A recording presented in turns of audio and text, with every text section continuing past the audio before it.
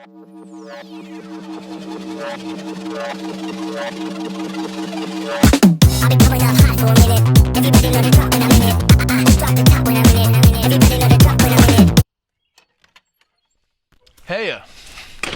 Welcome to Cheap Thrills. My name's Earl Crabtree, and this is my backyard. Pretty cool, huh? There's a lot going on out here. Today on the episode, we ventured to the 100-acre woods, the storybook location, oh yeah, same one you're thinking of, for a fun editorial shoot on a wacky 90s camera. We'll tell you more about when we get there. Shut up. This is my episode.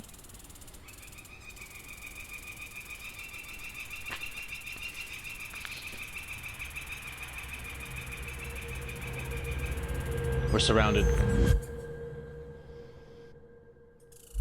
All right, here we are. We've made it to the 100-acre... This isn't the 100-acre woods. This is the 100 acres IMA. This isn't storybook. There's a bullet hole in that. God damn it. Thought we were gonna see Pooh Bear. Imagine, the year is 1990.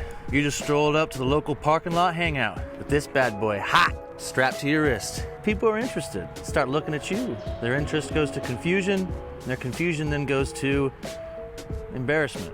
And you say, wait, before you judge me, it's Hydromatic, automatic. Well, I say it's Genesis Lightning. Oh, well. It's really not that cool, but let's get into it. Somehow your words tear me apart. Quiet whispers, I hear you crying. This camera is extra special. It's so special, in fact, I'm gonna let my three friends, Victor, Hugo, and Laverne, tell you more about it.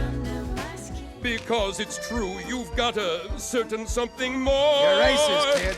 This bad boy right here is the wacky, tacky, wrist-wearing Chinon Genesis 3, or Chinon. But I like testing out these old, weird cameras. This is sort of really not popular, even with the resurgence of analog in today's society. I really don't see these hardly at all. But one cool thing about them is they just look different, definitely get people's attention if you're out with them, and they're very automated. Basically, this thing's got all sorts of automations for multi-exposure, continuous shooting, even has a program mode where it will do its own, what it thinks the frame should be. And we're gonna test all that stuff out today with sort of a mock editorial shoot. And Nicole, you're gonna be our sexy actress. Woo. You're gonna be rocking a purse. We're gonna be modeling a purse today, right? Mm-hmm. Yeah, and today we're gonna, since it's basically sunset's almost over, we're gonna be using Portra 800 because we don't really have much light to play with because we slept all goddamn day. Welcome to being 30. Yeah, the guys at Chinon, That's how I would say it. I honestly don't know how to say it. They, you have to think that they thought that this was gonna be a huge deal, but this didn't really take off, sort of like APS photography. But I will say one thing about this camera that's kind of interesting to know is when they came out, these things were really expensive. Probably just because of the new design, I suppose. It's getting ate the fuck up by bugs. They were actually really, really expensive when they came out in 1990. There's 4 versions of this particular model from Chinon. This is the 3rd one, and yeah, we're just gonna put it to the test today with some Portra 800. Are you ready to get sexy? Woo. Let's get rocking!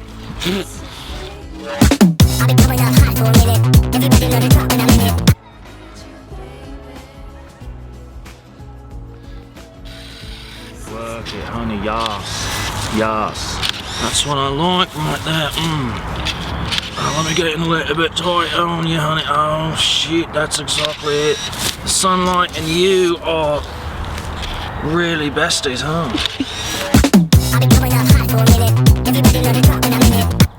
Okay, so for these next set of photos, I basically just let the camera do its thing, auto exposure, autofocus, and occasionally the backlight filter. And yeah, I'm pleased with these.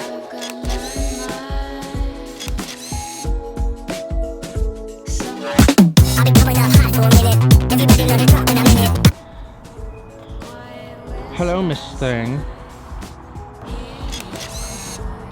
Yes. Oh yes. Wow. Ultra wow. And Yeah! That's the end of the roll. There it is, it's rewinding. You hear that? You hear it? Well, that'll do it. Just finished a roll of Portra 800 in the Chinon Genesis 3, and we're gonna send these off to the lab, go home, drink some champagne because it's freaking Easter.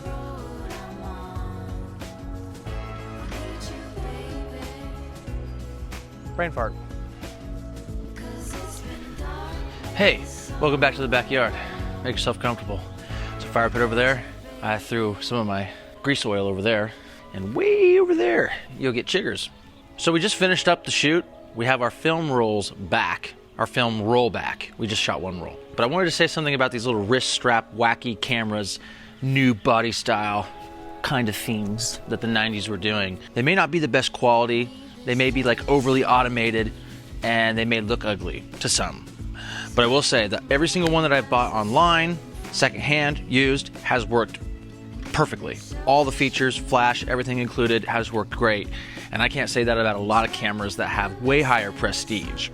So take that, stuff it in your pipe. Inhale, hold.